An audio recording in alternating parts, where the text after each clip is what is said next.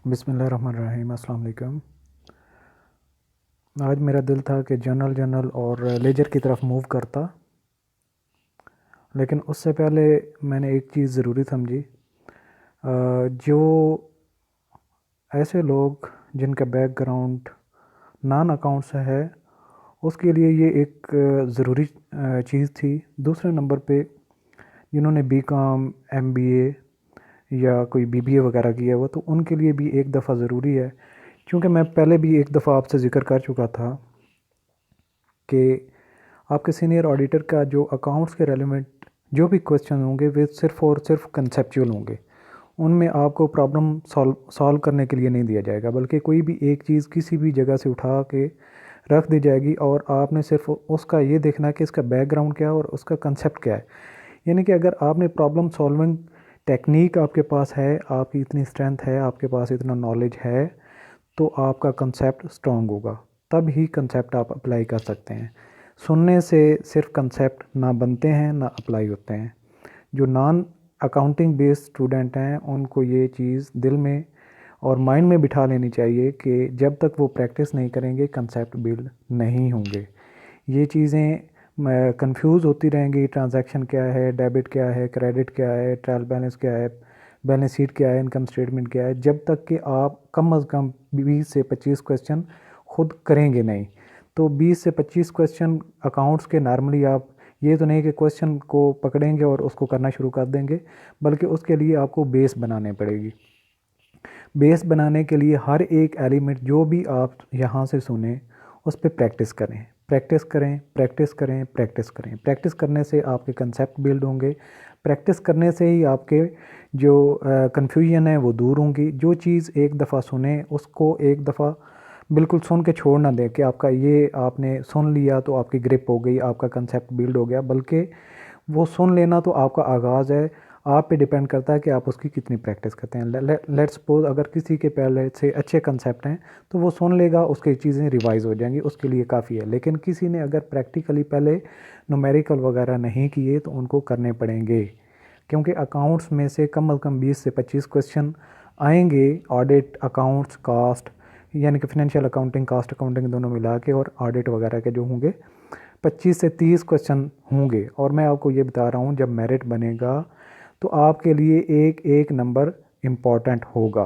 आप ये मत समझना कि ये पार्ट मैं छोड़ दूँ तो इससे गुजारा हो जाएगा। वेल इन टाइम जो अभी से मेरे साथ चल रहे हैं, जो अभी साथ लेक्चर ले रहे हैं, वो उनके पास तो बहुत सारा टाइम है, वो प्रैक्टिस कर सकते हैं। ईच एंड एवरी वर्ड आपका जो सिलेबस का है वो आपके लिए बहुत इम्पॉर्टेंट है। जो ईच एंड एवरी वर्ड को अच्छे तरीके से कवर करेगा, बैकग्राउंड उसका क्या है, उसका कंसेप्ट क्या है, अकाउंट्स में उसकी यूटिलाइजेशन क्या है, एप्लीकेशन क्या है, तो आई एम श्योर, मैं 100% आपको गारंटी देता हूँ आप ओपन मेरिट में क्वालिफाई करेंगे। सिर्फ अपने प्रोविंशियल मेरिट पे नहीं आएंगे बल्कि ओपन मेरिट में क्वालिफाई करेंगे। आपका ये जो सिलेबस है ये समझें कि ये तावीज़ है, और हर एक लफ्ज़ को आपने इस तरीके से देखना समझना है कि इसकी वजह क्या है, ये क्यों शामिल किया गया है, इसकी हिस्ट्री क्या है।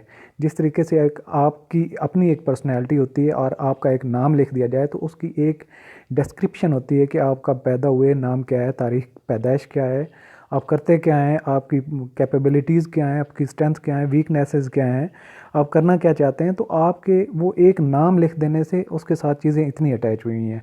तो आपने सिलेबस का जो ये चीज़ है ये अपने पास बिल्कुल आपने ये लिखें और जहाँ पे सोते हैं वहाँ पे लटका लें, और कम अज़ कम हर आने वाले दिन एक नए लफ्ज़ पे आप गौर करें कि ये क्या है, गूगल करें, उसको सर्च आउट करें, उसके बाल पेन वगैरह लें और रजिस्टर भर दें, प्रैक्टिस करें। तो चीज़ें ऐसे आसानी से नहीं मिलेंगी। अब देखें मीडिया इतना फास्ट है, सोशल मीडिया इतना फास्ट है। पहले तो आती थी कोई वैकेंसी, किसी को पता ही नहीं होता था कि फ़ेडरल पब्लिक सर्विस कमीशन के इंडक्शन क्या है। अब लोगों को बहुत पता होता है, ग्रुप्स हैं उनमें शेयर हो जाती हैं चीज़ें, लोग सारे अप्लाई करते हैं। कई तो सिर्फ चस्के लेने के लिए अप्लाई करते हैं कि चलें ट्राई करते हैं, और कई सीरियस होते हैं। जो अभी मेरे फॉलोअर्स हैं, आई एम वेरी हैप्पी कि वो बड़ी वीडियोस को देखते भी हैं, और बस मुझे कुछ ऐसे एलिमेंट मिले हैं। अगर किसी को पूछना हो कि कैसे मुझे पता चला, तो जो मुझे फॉलो कर रहे हैं वो बड़े सीरियस है, डैम सीरियस हैं। तो मुझे बड़ी खुशी है कि आप लोग मुझे फॉलो कर रहे हैं और लड़कों के कमेंट्स भी आते रहते हैं। बहुत अच्छा लगता है मुझे जब कमेंट्स पढ़ता हूँ कि मेरी एफ़र्ट से कुछ लोगों को फ़ायदा हो रहा है। जब मैंने ये स्टार्ट किया था सीनियर ऑडिटर की तैयारी वगैरह, जब मैंने फ़र्स्ट टाइम अप्लाई किया था तो मुझे कहीं से सोर्स ही नहीं मिला था। इवन के लास्ट वीक में एक मुझे कहीं बुक मिली थी, मैंने टोटल की टोटल बुक्स को छाना था। अब देखिए मैंने आपके लिए एक फ़ोरम बना दिया है और मैं सर्च आउट कर रहा था सोशल मीडिया पे, कहीं पे भी कोई ऐसा पहले फ़ोरम नहीं था जो इतनी डेप्थ में किसी को तैयारी करवा रहा हो। तो मैं अपनी तरफ से एफ़र्ट कर रहा हूँ कि किसी का फ़ायदा हो जाए, और आप उसको अगर गेन करते हैं तो ये मेरे लिए बड़ी खुशी की बात है। और चीज़ें आसान नहीं होती, जब आपके पास कोई चीज़ आपने अचीव करनी होती है तो आपको बड़ी उसके लिए एफ़र्ट करनी पड़ती है। लेकिन अभी आपके पास टाइम है, 3-4 महीने लगाएं। जो डिग्रीज़ आप लेके फिरते रहेंगे, अगर आप एफ़र्ट नहीं करेंगे, जॉब एक अलग से एक सब्जेक्ट है। जॉब के लिए आपको अलग से अपने आप को तैयार करना पड़ता है। डिग्री में आपके अच्छे जीपीए हैं, अच्छी परसेंटेज है, कोई फ़ायदा नहीं है जब तक आप जॉब की रेलिवेंट अपने आप को मोल्ड करके तैयार नहीं करते। तो आज हमारा टॉपिक होगा डेबिट एंड क्रेडिट पे। ये describe illustrate basic elements of transaction processing, यानी कि अकाउंट्स को हम स्टार्ट करते हैं और सबसे पहला उसका काम क्या होता है, जो ही ट्रांजैक्शन होती है हम उसको रिकॉर्ड करते हैं। तो रिकॉर्ड करने से काम स्टार्ट हो जाता है। और रिकॉर्ड कैसे करते हैं, ये जर्नल में एंट्री पास होती है और इसको हम डबल एंट्री सिस्टम कहते हैं। डबल एंट्री सिस्टम में सारे का सारा डेबिट एंड क्रेडिट का रोल होता है। आप उसके लिए आज का जो हम फार्मूले कुछ रूल पढ़ेंगे उनको अच्छे तरीके से याद कर लेना, और बार बार उन पर जब प्रैक्टिस करेंगे तो आपको समझ आना शुरू हो जाएगी। शुरू में आपको अजीब लगेगा, यार ये क्या है, ये क्या है। जिनको पहले डेबिट एंड क्रेडिट है उनके लिए तो कोई मसला नहीं, उन्होंने वो पहले टाइम गुजार चुके हैं। जिनके लिए ये नई चीज़ हो तो उनको थोड़ा सा अजीब लगेगा कि ये डेबिट कैसे हो रहा है, क्रेडिट क्या हो रहा है, एक्सपेंस कैसे, एसेट कैसे, लायबिलिटी क्या, रेवेन्यू क्या। तो लेकिन जब आप प्रैक्टिस में जाएंगे, 20-25 क्वेश्चन करेंगे तो आप रूटीन में आना शुरू हो जाएंगे, आपको समझ आना शुरू हो जाएगी, आपकी कंसेप्ट बनने शुरू हो जाएंगे। तो ये आपके लिए बड़ा एक ऐसा एरिया है जिसको स्ट्रॉन्ग करना बहुत ज़रूरी है। तो चलें अब स्टार्ट करते हैं। अकाउंट क्या होता है, जैसे मैंने आपको पहले बताया था कि किसी भी चीज़ का अकाउंट आप इंडिविजुअली अपना बैंक में अकाउंट खोल लेते हैं तो आपके जितनी कैश की ट्रांजैक्शन होती है आप जमा करवाते हैं बैंक में या निकालते हैं, तो वो डेबिट एंड क्रेडिट हो रहा होता है। इस तरीके से बिज़नेस में जब कोई एसेट या कोई भी चीज़, लायबिलिटी या कोई रेवेन्यू या कोई एक्सपेंस आता जाता है, मतलब वो कम होता है या बढ़ता है, तो उसकी भी एक अकाउंट होता है, यानी कि उसके बारे में बता रहा होता है कि आपके बिज़नेस में फ़र्ज़ किया जितने एसेट्स हैं उनका अकाउंट क्या है। अगर ज़्यादा आते जा रहे हैं तो आप उनको कैसे रिकॉर्ड करेंगे, अगर वो ख़त्म हो रहे हैं उनको डिस्पोज ऑफ कर रहे हैं तो क्या होगा, कैश जब आपके बिज़नेस में आएगा तो क्या ट्रांजैक्शन करनी है, कैश जाएगा तो क्या ट्रांजैक्शन करनी है, अगर डेटर्स आपके बढ़ते हैं तो क्या ट्रांजैक्शन करनी है, क्रेडिटर्स बढ़ते हैं तो क्या ट्रांजैक्शन करनी है। ये सारे का सारा रूल जो है ट्रांजैक्शन से स्टार्ट होके उसको रिकॉर्ड करने का जो फ़न है, जो आर्ट है, जर्नल में डेबिट एंड क्रेडिट से स्टार्ट होता है, यहीं से स्टार्ट होता है। अगर ये आपका कंसेप्ट अच्छा हो जाता है, बिल्ड हो जाता है, तो उसके बाद फर्दर आपने जर्नलाइजिंग के बाद लेजर की तरफ जाते हैं। लेजर को इतना मुश्किल नहीं होता, सिर्फ जर्नल एंट्रीज़ को ज़्यादा समझना इंपॉर्टेंट होता है। जब एक ये आर्ट आप सीख जाते हैं तो लेजर में चीज़ें पुट करना आपके लिए मुश्किल नहीं होता, सिर्फ प्रैक्टिस की ज़रूरत है। जब लेजर में जाते हैं, लेजर से चीज़ें उठा के आप ट्रायल बैलेंस में पुट करते हैं, ट्रायल बैलेंस से चीज़ें आपने उठा के इनकम स्टेटमेंट और बैलेंस शीट वगैरह बनाना होती है। तो चलें अब हम काफ़ी बातें हो गई हैं, अब मूव करते हैं। ये देखें राइट साइड पे, यहाँ पे मैं, ये जो आपकी साइड है ये टाइटल है, उसके बाद आपका जो देखें लेफ़्ट साइड पे डेबिट है और राइट साइड पे क्रेडिट है। ये इसको हम कहते हैं सिर्फ पढ़ाने के लिए इम्पॉर्टेंट होता है, समझाने के लिए, बिज़नेस में ऐसे यूज़ नहीं होता। लेकिन आपने कोई भी अकाउंट खोलना है, किसी का भी टाइटल हो, तो आपने एक तो उसका जो टाइटल हो, फर्ज किया एक्सपेंस का अकाउंट बनाते हैं, एसेट का बनाते हैं, लायबिलिटीज़ का बनाते हैं, तो जो भी होगा एक उसकी एंट्री जो है जब वो आएगा या जाएगा उसकी या तो डेबिट पे या फिर क्रेडिट पे, और एक जब ट्रांजैक्शन आप करते हैं तो उसके दो इम्पैक्ट होते हैं, इसीलिए इसको डबल एंट्री सिस्टम कहते हैं। अच्छा, ये जो वाइट हिस्सा है इसको ज़रा पढ़ते हैं। Each account has a title, जो हमने ये पढ़ा ये टाइटल है। रिकॉर्डिंग प्लेस फॉर डेबिट्स, ये डेबिट साइड है। And recording place for credits, यानी कि टी अकाउंट के तीन हिस्से हो गए, एक टाइटल, दूसरा डेबिट साइड, तीसरी credit side.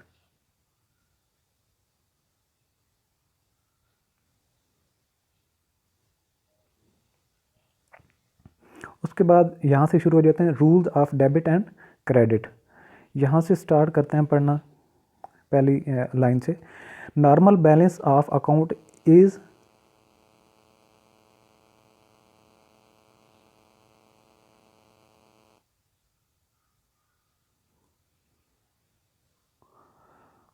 normal balance of account is side used to increase. Normal balance of account is side to use increase. Asset account have debit balance. Example इसकी है कि जो आपके एसेट्स वगैरह हैं जब इंक्रीज़ होते हैं तो आपकी डेबिट साइड यूज़ होती है और उसका मतलब होता है कि आपकी ये चीज़ इंक्रीज़ हुई है। जैसे अब ये देखें, कैश जो है हमारा एसेट क्या है, और जब कैश आपके बिज़नेस में आएगा तो आपने उसको रिकॉर्ड करना है। डेबिट साइड पे इंक्रीज़ होगा और क्रेडिट साइड पे जब इसकी एंट्री करेंगे तो वो डिक्रीज़ होगा। और एक अकाउंट में दो अकाउंट, एक ट्रांजैक्शन में दो अकाउंट इन्वॉल्व होते हैं तो आपने दोनों में एंट्री पास करनी होती है। और ये अभी जो आता जाएगा मैं आपको समझाता जाऊंगा। अभी सिर्फ और सिर्फ आप ये याद रखें, rule normal balance of account is side use to increase या डिक्रीज़ जैसे भी होती है। एसेट की अगर बात करें तो कैश हमारे पास एसेट है, एग्जांपल कैश की उसने दी है। डेबिट होता है इंक्रीज़ जब हो। आगे फिर आता है normal balance of account is side use to increase.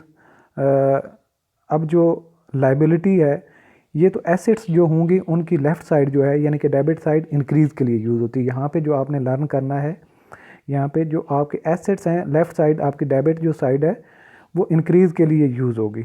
Okay, और ये जो आपकी क्रेडिट साइड है जब इंक्रीज़, ये जो liabilities equity accounts have credit balances, जब ये बढ़ेंगे यानी कि आपके ये जो हैं जितने भी ये अकाउंट सारे इन्वॉल्व हैं, आपने इनको क्या करना है, ये जब बढ़ेंगे तो इनको लेफ़्ट साइड पे आप एंट्री करेंगे और ये क्रेडिट साइड पे जब एंट्री होती है इट्स मीन कि ये इंक्रीज़ होते हैं। एसेट हो तो लेफ़्ट साइड पे इंक्रीज़ होते हैं, जब बढ़ते हैं आपके बिज़नेस में आते हैं तो लेफ़्ट साइड पे इंक्रीज़ को हम शो करते हैं। और जब आपके पास लाइबिलिटीज़ होती हैं या इक्विटी बैलेंस होता है या जो लाइबिलिटीज़ होती हैं वो जब बढ़ती हैं तो आपने क्रेडिट पे नोट करनी होती हैं। अच्छा, बैलेंस शीट की इक्वेशन भी यहाँ पे पहले हमने कल मेंशन की थी कि जो आपकी ये हैं एसेट्स, ये एसेट्स हैं और ये लाइबिलिटीज़ हैं, लाइबिलिटीज़, और ये इक्विटी है। ये आपकी इक्वेशन बनती है asset is equal to liabilities plus equity.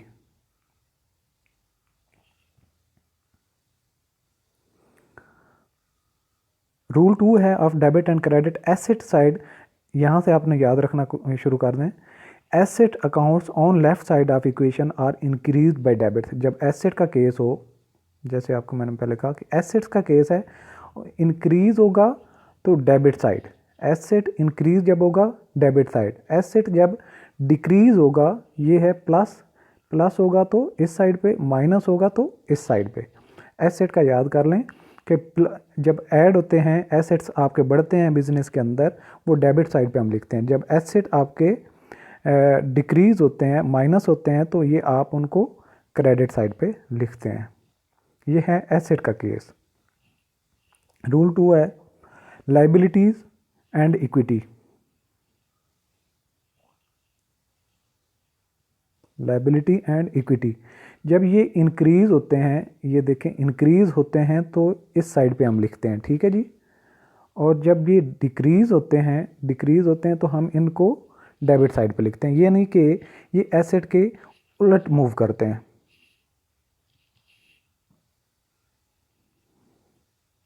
उसके बाद फिर आता है रेवेन्यू का। रेवेन्यू भी क्रेडिट नेचर का आता है। जैसे लाइबिलिटी होती है इस तरीके से लाइबिलिटीज़ और रेवेन्यू जो है क्रेडिट नेचर के होते हैं। ये देखें जब ये भी इंक्रीज़ होगा, जैसे हुआ था लाइबिलिटीज़ का केस में हमने देखा, तो अब जो रेवेन्यूज़ को देखेंगे इंक्रीज़ हुआ तो क्रेडिट साइड पे, अब जब डिक्रीज़ होगा तो हम इसको डेबिट साइड पे लिखेंगे। देखें रेवेन्यू इंक्रीज़ हुआ क्रेडिट साइड पे, रेवेन्यू डिक्रीज़ होगा तो डेबिट साइड पे हम लिखेंगे उसको। ये भी एक रूल है, इसको भी याद रखना है आपने। Rule of debit and credit, expense का मामला जब होता है तो ये इसकी एक्सपेंस और एसेट का सेम नेचर होती है। जैसे एसेट बढ़ते थे और इंक्रीज़ होते थे हमारे पास एसेट्स, तो हम क्या करते थे, डेबिट साइड पे लिखते थे। जब ये ऐड होते थे डेबिट साइड पे, जब डिक्रीज़ होते थे क्रेडिट साइड पे। सेम इसी तरीके से एक्सपेंस के साथ है। जब किसी बिज़नेस के एक्सपेंस बढ़ते हैं तो डेबिट साइड पे एंट्री होती है, और एक्सपेंसेस कम होते हैं तो लायबिलिटीज साइड पे नोट होते हैं। अच्छा, रूल फिर है डेबिट एंड क्रेडिट का, ये है for each transaction total debits will equal to total credits. ये भी आपने बात याद रखनी है, ये बिल्कुल बड़ी एक इम्पॉर्टेंट बात है कि डेबिट और क्रेडिट की अमाउंट्स जो होती हैं वो इक्वल बनती हैं। ठीक है जी। किसी भी एसेट को जब आप रिकॉर्ड करते हैं या किसी भी ट्रांजैक्शन को आप जब रिकॉर्ड करते हैं तो उसकी टोटल जब आप देखें जनरल जो बनता है आपका, एंड पे जब बैलेंस करते हैं आप, तो जो डेबिट साइड के बैलेंस बनेगा वो क्रेडिट साइड का भी बैलेंस उतना ही बनेगा। ये सिर्फ जनरल के बैलेंस की बात कर रहे हैं। यहाँ से आगे मूव नहीं करना, अपने लेजर के माइंड में नहीं रखना, ट्रायल बैलेंस की तरफ नहीं जाना, बैलेंस शीट की तरफ नहीं जाना। सिर्फ जनरल में जो एंट्रियाँ हम पास करते हैं, एक उसकी डेबिट में अमाउंट आ रही होती है, एक उसकी क्रेडिट में अमाउंट आ रही होती है, और दोनों इक्वल होती हैं और हमेशा इक्वल होती हैं। उसमें कोई भी बैलेंस आगे पीछे नहीं होगा। अगर कहीं इम्बैलेंस हो रहा है, इट्स मीन कि आपने कहीं ना कहीं एरर कर दी है। अब देखें जी, यहाँ पे ये एसेट्स हैं, यहाँ पे रूल उसने बिल्कुल समरी बना दी है। यहाँ पे अगर इसको आप याद रखें तो एसेट्स को आपने पढ़ना है एक्सपेंसेस के साथ। देखें, एसेट्स जब इंक्रीज़ होंगे तो डेबिट साइड पे, यहाँ पे मैं हाईलाइट कर देता हूँ, ये एसेट्स हैं। एसेट्स जो हैं इंक्रीज़ होंगी डेबिट साइड पे, डिक्रीज़ होंगी तो क्रेडिट साइड पे। इसी तरीके से ये एक्सपेंस को देखें, ये भी जब बढ़ेंगे तो इंक्रीज़ होगी तो डेबिट साइड पे, और डिक्रीज़ होंगे तो क्रेडिट साइड पे। ठीक है जी।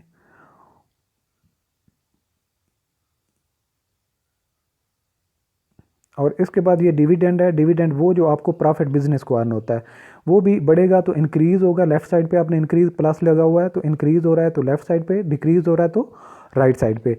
अब ये तीन एक नेचर के बन गए, यानी कि आपके एसेट्स, एक्सपेंसेस, डिविडेंड और ये एक्सपेंसेस। इसके बाद अगर हम ये देखें लायबिलिटीज़ को, ये लायबिलिटीज़ हैं, ये लायबिलिटीज़ हैं, और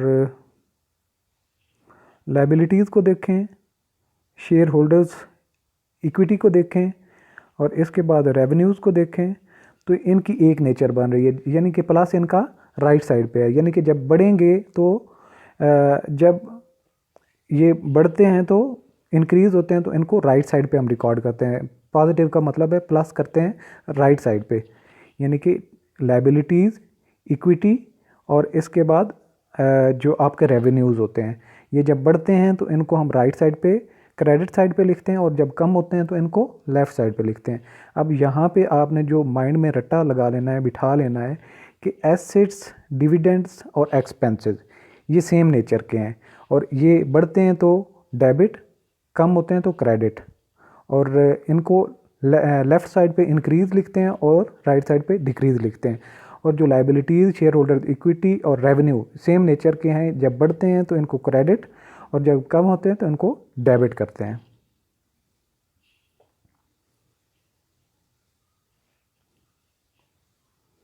अच्छा, इसके बाद आया कि रिकॉर्ड कैसे करना होता है ट्रांजैक्शंस रिकॉर्डेड इन जर्नल्स। ठीक है जी।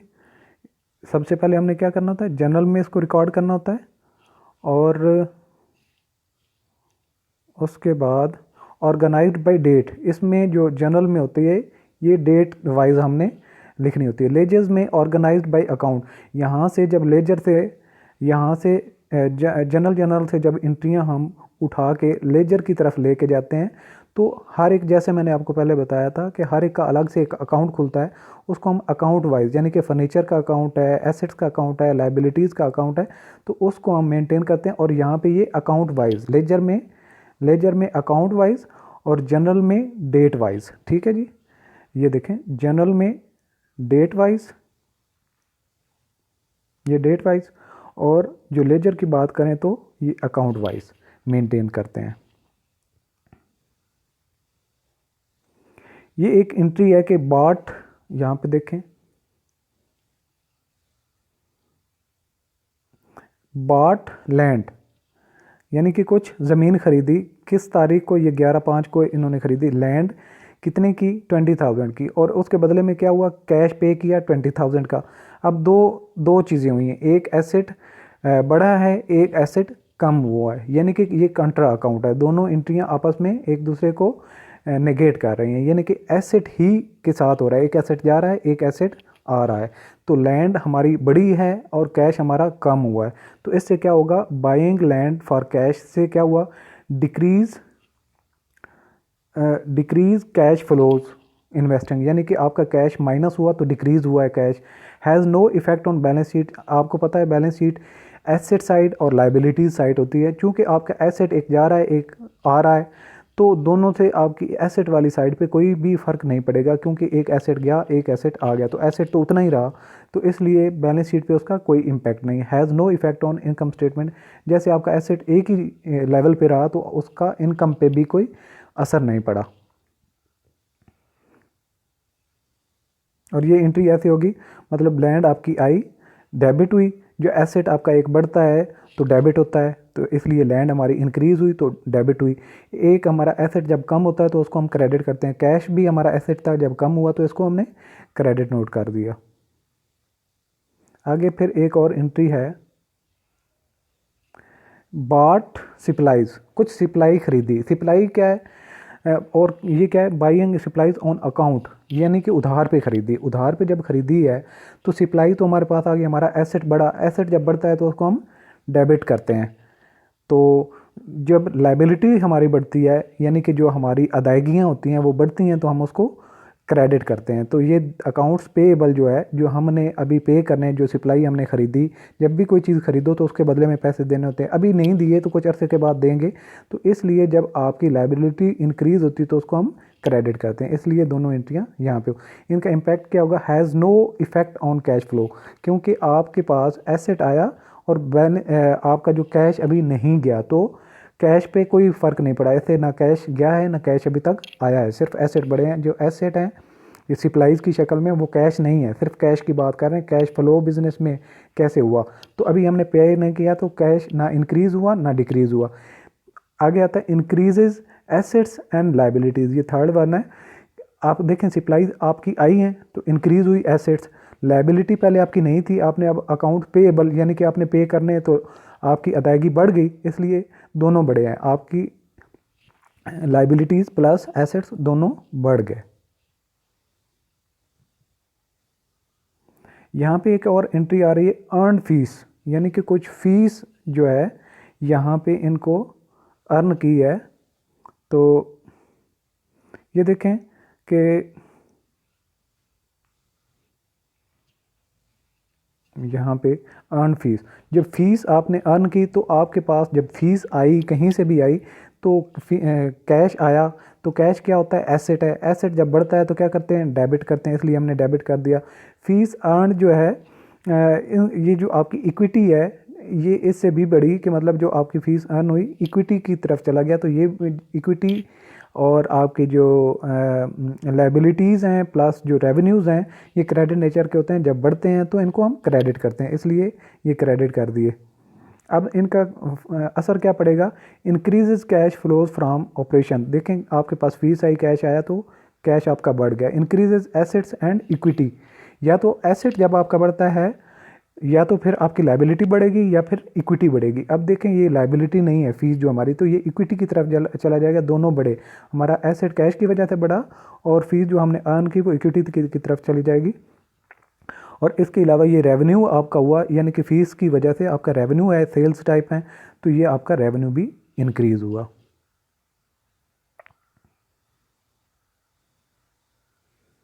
उसके बाद है जी पेड एक्सपेंसेस।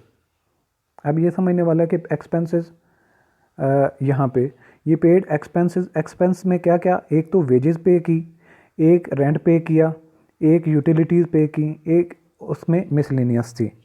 और कैश हमने इन सब का जो कंबाइन है ये सारे का सारा, इनको जब सम अप करेंगे तो ये कैश इतना पे किया। तो इससे क्या हुआ, हमारा कैश कम हुआ, तो इसको हम क्या कहेंगे, डिक्रीजेज कैश फ्लो ऑपरेशन। फिर क्या हुआ, इससे हमारा क्या है, जब वेजेस रेंट एक्सपेंस आपके बढ़ते हैं तो वो क्या होता है, एसेट नेचर के होते हैं, बढ़ते हैं तो डेबिट करते हैं। तो इसलिए हमारे ये जो एक्सपेंस बढ़े तो इसको हम क्या कहेंगे, एसेट्स हमारे कम हुए। एक्सपेंस होने की वजह से जो हमने कैश पे किया, ये जो कैश हम पे कर रहे हैं तो ये कैश हमारा एसेट था। जब कैश बिजनेस से हमने निकाला तो इससे हमारे एसेट डिक्रीज़ हुए और इक्विटी भी हमारी डिक्रीज़ हुई। जब आपके एक्सपेंसेस होते हैं तो आपके जो शेयर होल्डर्स होते हैं उनका जो बिजनेस में पैसा होता है वो भी कम होता है।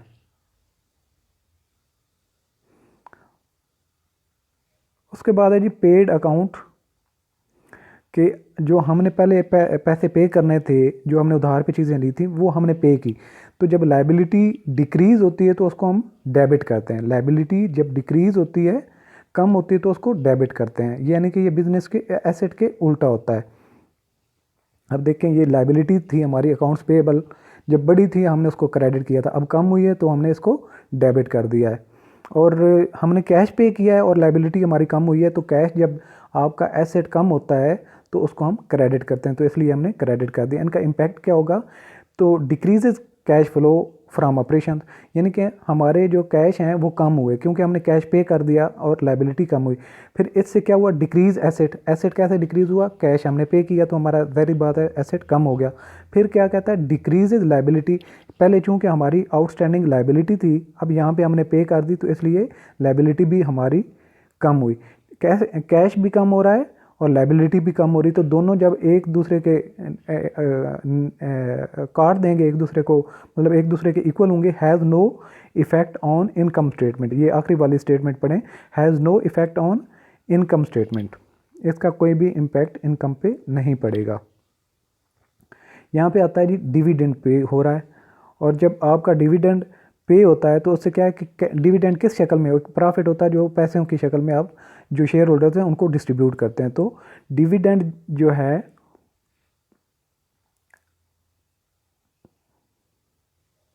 ये क्रेडिट, ये भी डेबिट नेचर का, एसेट नेचर का है। जब आपकी पेमेंट्स हुई तो ये आपने डेबिट इसको किया, और एसेट चूँकि आपका एसेट है और जब ये कम होता है तो इसको क्रेडिट करते हैं।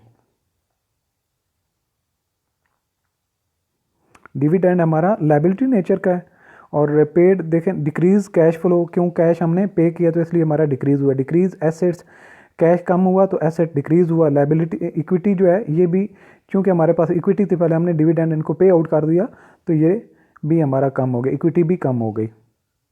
Has no effect on income statement, और इसका इफेक्ट इनकम पे नहीं होगा।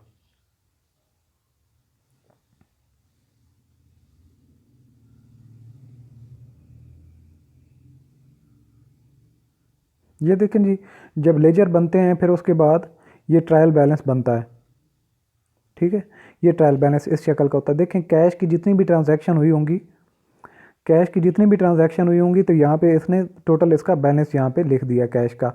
सप्लाईज जितनी भी होंगी सिर्फ एक ही दफ़ा सप्लाई आएगी, जबकि जो जनरल होता है उसमें बार बार रिपीट हो रही होती हैं। अब लैंड का भी केस है तो एक ही, अब जितने भी वो सारे फिगर्स थे यहाँ पे जितने रिपीट हो रहे थे लेजर में, उन्होंने लेजर में आके समरी बनाई, और उस समरी से जितने एक एक डिजिट मिलता गया उसको हमने उठा के ये ट्रायल बैलेंस के अंदर पुट कर दिया। अब यहाँ से आगे इनकम स्टेटमेंट वगैरह बनती है। Trial balance list account balances debit credit columns, ये इसके हिस्से होते हैं। क्रेडिट यानी कि एक इसकी हेडिंग वगैरह होती है, उसके अलावा इसकी डिस्क्रिप्शन होती हैं, एक डेबिट साइड होती है, एक क्रेडिट साइड होती है।